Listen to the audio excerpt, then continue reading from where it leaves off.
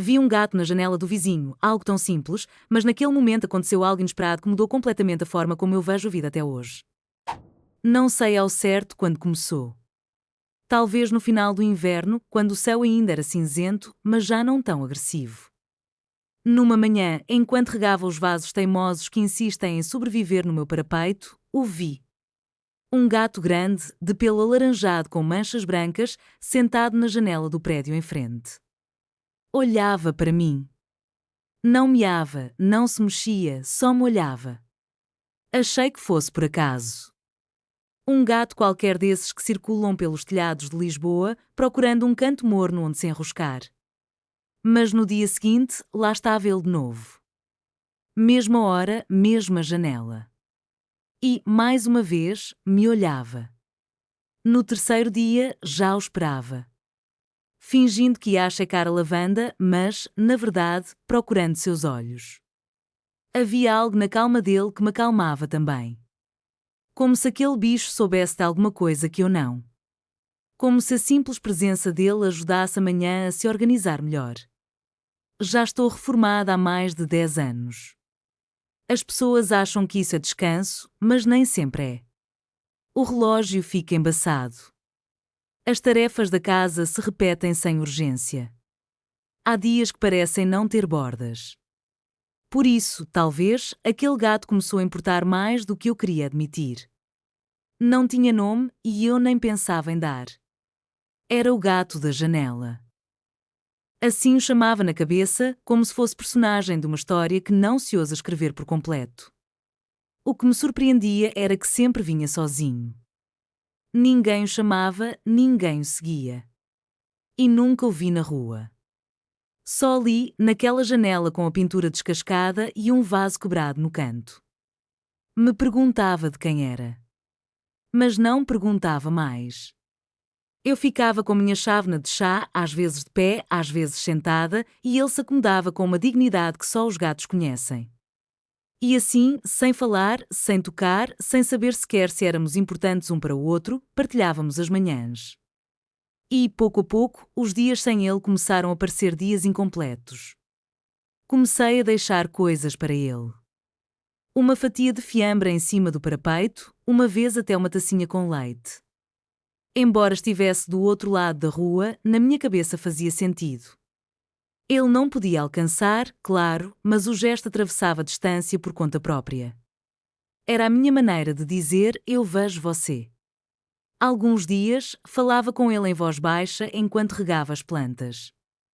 Comentários soltos, sem muito propósito. Hoje está frio, não é? Pareces pensativo. Também dormi mal hoje. Não esperava resposta. Mas parecia que ele, na sua serenidade absoluta, escutava. Ou, pelo menos, não ia embora. Havia manhãs em que eu não tinha vontade de sair. Mas quando pensava nele, obrigava-me. Vestia-me, preparava o chá e saía para a varanda. E lá estava ele. Como se também me esperasse. Nunca tive animais de estimação. O meu marido não gostava. Dizia que faziam barulho, que sujavam.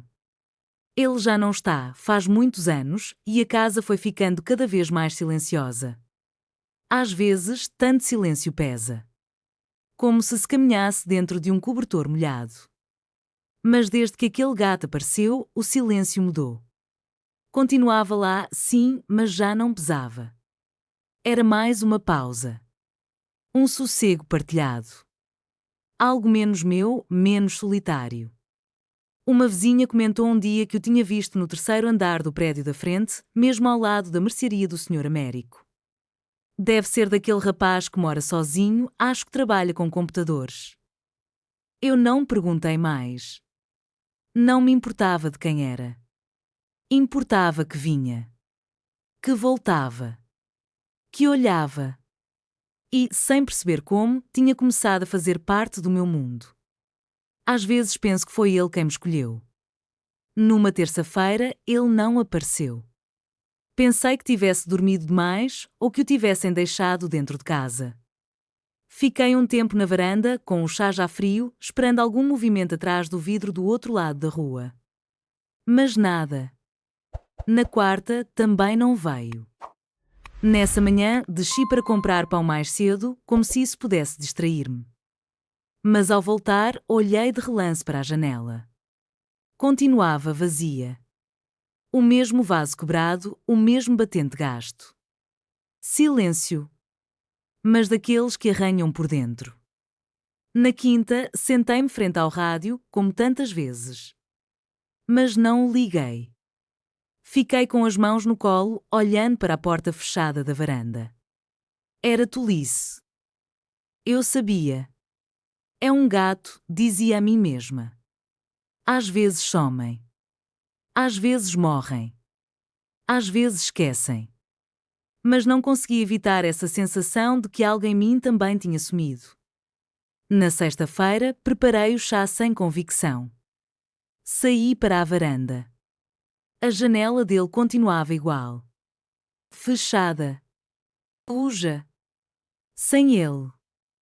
E então fiz algo que não fazia há muitos anos. Vesti um casaco e atravessei a rua. Não tinha um plano. Nenhuma frase ensaiada. Só aquela urgência quieta que se instala quando não se suporta mais a dúvida. O prédio era antigo, o elevador fora de serviço.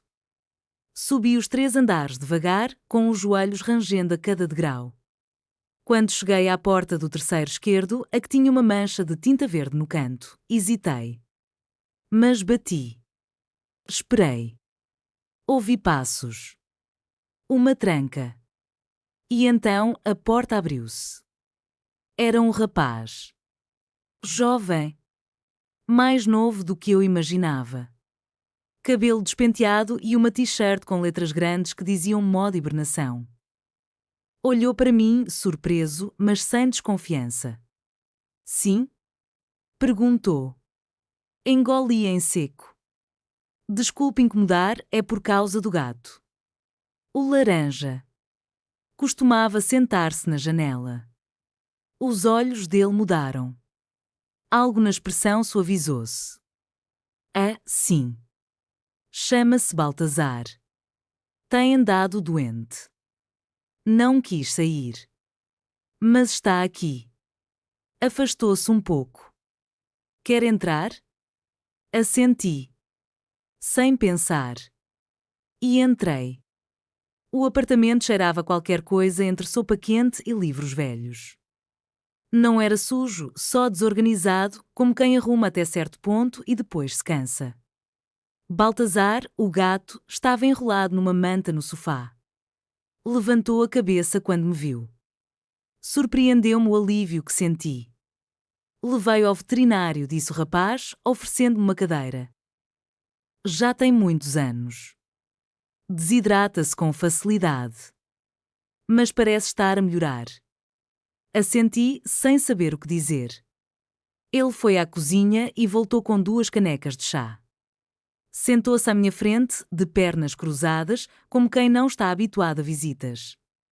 Tinha olheiras fundas, mas um olhar aberto, calmo. Criei-o desde pequeno, disse, como se a conversa já estivesse a meio caminho. Era da minha mãe. Morreu há 7 meses. Desde então somos só eu e ele. Baixei os olhos para a chávena. Não queria parecer demasiado afetada. Mas havia algo na voz dele que reconheci. Um cansaço que não se cura a dormir. Costumava vê-lo da minha varanda, disse eu. Sentava-se na janela todas as manhãs. Fazia-me companhia. Ele sorriu, mas só com os lábios. Sempre foi curioso. A minha mãe dizia que os gatos sabem quando alguém precisa deles. Baltazar esticou-se e aproximou-se de mim. Estendi a mão e ele cheirou-a. Depois deitou-se aos meus pés, como se também me reconhecesse. Ficámos ali um bom tempo sem falar. O chá arrefecia devagar. Às vezes, o silêncio, quando partilhado, já não pesa. Antes de sair, ele acompanhou-me até à porta. Obrigado por ter vindo, disse. Obrigado por me ter recebido, respondi. E ao descer as escadas, senti que algo se tinha desatado cá dentro. Não como uma dor, mais como um nó que finalmente se desfaz. Voltei no dia seguinte com um saquinho de ração úmida que encontrei no fundo do armário. Bati à porta e, desta vez, foi o próprio Baltazar quem apareceu primeiro, espreitando por entre as pernas do rapaz. Entre, disse ele, sem precisar perguntar quem era. Já não parecia surpreendido por me ver. Como se estivéssemos a criar, sem combinar, um novo hábito. A partir daí, passámos a tomar chá juntos 1 ou 2 vezes por semana. Não combinávamos nada. Às vezes eu aparecia com uma caixa de bolachas, outras vezes era ele que tocava a minha campainha com termos debaixo do braço. Falávamos pouco. Coisas simples. O tempo. As ervas daninhas nos telhados. Fotografias antigas que não se têm coragem de deitar fora. Baltazar voltou à janela.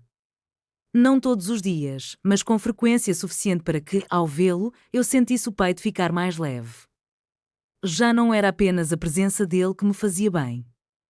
Era saber que, do outro lado, alguém também olhava para mim. Numa dessas tardes, enquanto tomávamos chá na cozinha dele, ele disse: "É estranho, não é? Partilhar o silêncio com alguém e ele não doer." Assenti. Sabia exatamente do que falava. Numa manhã de chuva, ele apareceu à minha porta.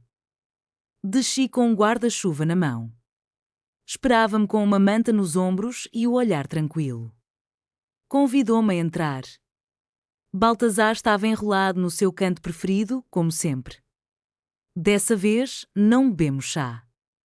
Apenas nos sentámos. Ouvimos a chuva. Não dissemos nada.